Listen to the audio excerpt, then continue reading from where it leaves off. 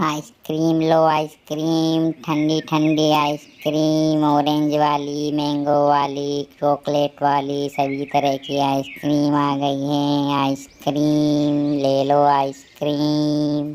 Tony चिड़िया जंगल में अपने बेटे कुकू के साथ अकेली रह गई थी, क्योंकि कुछ दिन पहले ही उसके पति का देहांत हो गया था। वह बहुत परेशान थी, क्योंकि कुछ दिनों पहले ही उन्होंने कालू कौवे से पैसे लेकर आइसक्रीम की ठेली बनवाई थी। अब चिड़िया यह सोच रही थी कि गर्मियाँ भी बढ़ रही हैं और उधार का ब्याज भी, तो क्यों ना उसके पति द्वारा बनाए गए ठेले पर ही आइसक्रीम बेच ली जाए, जिससे कालू का कर्ज भी उतर जाएगा और घर का खर्च भी चल जाएगा। तभी कालू कौवा उसके पास आता है और कहता है, देखो चिड़िया, अब तो तुम्हारे पति को गुजरे भी 2 महीने हो गए। उसने जो पैसा मुझसे कर्ज पर लिया था, मुझे वो पैसा जल्द से जल्द वापस चाहिए, नहीं तो मैं तुम्हारी ये आइसक्रीम की ठेली उठाकर ले जाऊंगा और किसी पक्षी को पूरी गर्मी से किराए पर दे दूंगा, और जो पैसा आएगा उससे अपना कर्ज वसूलूंगा। नहीं नहीं कालू भैया, आप हमें 1 महीने का समय और दे दें, क्योंकि गर्मियों में आइसक्रीम बेचने के लिए ही तो मेरे पति ने आपसे कर्ज लिया था। आज वो इस दुनिया में नहीं है तो क्या हुआ, मैं खुद ही आइसक्रीम बेचा करूँगी और जल्द से जल्द आपके पैसे भी लौटा दूँगी। चिड़िया की मजबूरी को समझकर कालू कौवा उसे 1 महीने का समय दे देता है और वहाँ से चला जाता है।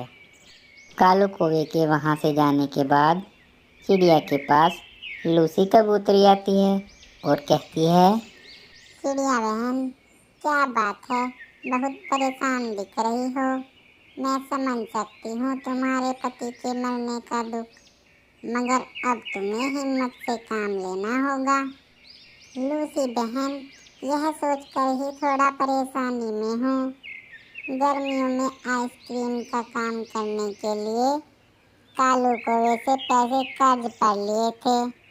आज वो धमकी देकर गया है कि अगर उसके पैसे 1 महीने में ना लौटाए तो वो हमारी आइसक्रीम की थैली उठा कर ले जाएगा। अब सोच रही हूँ कि क्यों ना मैं ही इस गर्मियों के दिनों में आइसक्रीम बेच लूँ। हाँ चिड़िया बहन, तुम्हारा आइडिया बहुत अच्छा है और जिससे तुम अपने घर के खर्चे भी पूरा कर सकोगी। और फिर चिड़िया अगले दिन जंगल में आइसक्रीम बेचने निकल जाती है। तभी कुछ पक्षियों की नज़र चिड़िया की ठेली पर पड़ती है। आइसक्रीम लो आइसक्रीम, ठंडी ठंडी आइसक्रीम, ऑरेंज वाली, मैंगो वाली, चॉकलेट वाली, सभी तरह की आइसक्रीम आ गई है। आइसक्रीम ले लो आइसक्रीम।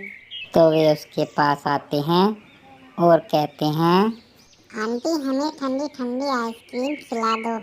चिड़िया उन सभी पक्षियों को अपनी ठेले की ठंडी ठंडी आइसक्रीम खिलाती है, जिसे खाकर वो लोग बहुत खुश थे। आइसक्रीम खाने के बाद सभी पक्षी वहाँ से चले जाते हैं। तभी उसके पास नीलू और उसकी पत्नी आइसक्रीम खाने के लिए आते हैं और कहते हैं, चलो अब एक एक ठंडी ठंडी आइसक्रीम हमें भी खिला दो। कैसी हो चिड़िया बहन, जब से तुम्हारे पति का देहांत हुआ है पूरा जंगल आइसक्रीम के बिना तरस रहा है। तुमने बहुत अच्छा किया कि अपना काम दोबारा शुरू कर दिया।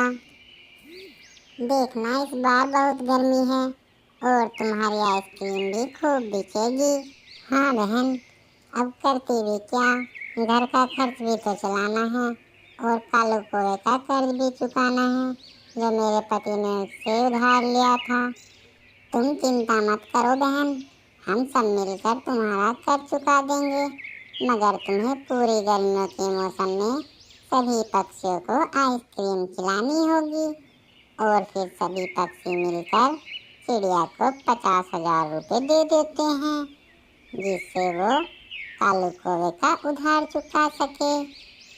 तभी चिड़िया कहती है, मैं तुम सभी से वादा करती हूँ कि पूरी गर्मियों के मौसम में मैं आपको रोजाना आइसक्रीम खिलाऊंगी। और फिर चिड़िया अगले ही दिन कालू कौवे के पास जाती है और उसका सारा कर्ज लौटा देती है। अरे चिड़िया, कल तक तो तुझ पर कोई पैसा भी नहीं था और आज तेरे पास इतने पैसे कहाँ से आ गए कि तू मेरा सारा कर्ज लेकर आज ही मेरे घर पर आ गई। भैया, जिस ठेले को आप किसी और को किराए पर देने की बात कर रहे थे, उस ठेले से काम करके ही मैंने ये पैसे कमाए हैं और अगले कई महीनों की तनख्वाह भी इकट्ठी ही कमा ली है। अब मुझे सभी पक्षियों को रोजाना सिर्फ आइसक्रीम खिलानी होगी। सभी पक्षियों से मिली मदद से ही आज मेरी हिम्मत बढ़ पाई है और मैंने तुम्हारा कर्ज भी लौटा दिया। ठीक है चिड़िया बहन, अच्छी बात है, तुम्हारा काम चल गया। क्योंकि मैं तो सोच रहा था कि तुम्हारे पति के मरने के बाद शायद तुम मेरा पैसा नहीं लौटाओगी, लेकिन तुमने बहुत हिम्मत का काम किया और मेरा पैसा भी लौटा दिया। अब चिड़िया रोजाना आइसक्रीम का ठेला लेकर जंगल में चली जाती और सभी पक्षियों को खूब आइसक्रीम खिलाती। चिड़िया जंगल के सभी पक्षियों की मदद पाकर बहुत खुश थी और दोनों, उसका बेटा और वो, खुशी खुशी अपना जीवन व्यतीत करने लगे। इस कहानी से हमें यह शिक्षा मिलती है कि हमें बुरे वक्त में दूसरों की मदद करनी चाहिए। तो बच्चों, कैसी लगी आपको हमारी कहानी? अगर हमारी ऐसी नई नई कहानियाँ आपको अच्छी लगती हैं तो हमारी वीडियो को लाइक करें, चैनल को सब्सक्राइब करें और कमेंट सेक्शन में बताएं कि आपको हमारी वीडियो कैसी लगी। धन्यवाद।